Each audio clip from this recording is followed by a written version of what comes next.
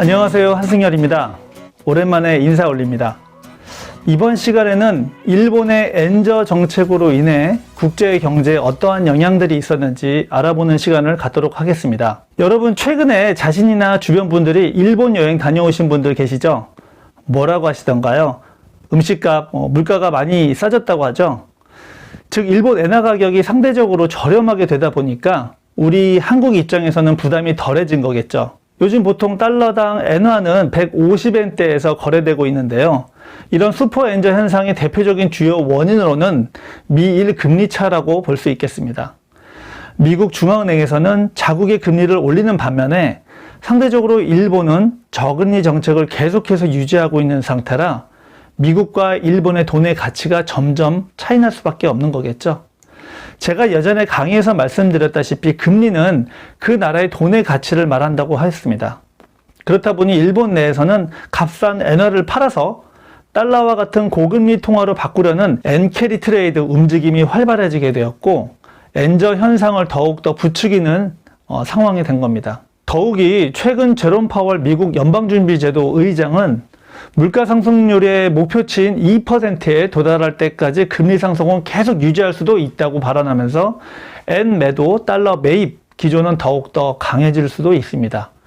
일본의 이러한 엔저 정책은 일본 당국이 경기 침체의 늪에서 빠져나오기 위한 어쩔 수 없는 통화 완화 정책이라고도 할 수 있는데요. 엔저를 앞세워 수출 경쟁력을 키운 기업이 투자를 확대하고 임금을 올려서 소비를 활성화해서 일본 경제 성장을 이끌겠다는 계산인 거였죠.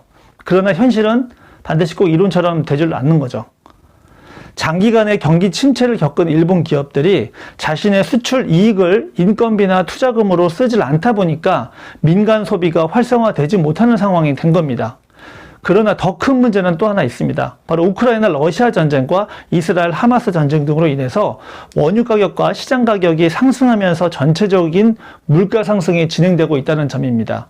전 세계적인 물가 상승 속에서 엔저 추세가 계속 이어지게 되면 일본 입장에서는 수입 물가에 대한 부담이 더욱더 가중되기 때문입니다. 자, 그렇다면 일본 엔저 정책으로 인해서 한국 경제의 상황은 어떠할까요? 예전에 한국 수출 기업들은 엔화 가치 변화에 상당히 예민했었습니다. 즉, 엔화 가치가 하락되면 일본 수출 상품 가격 경쟁력이 상승하겠죠.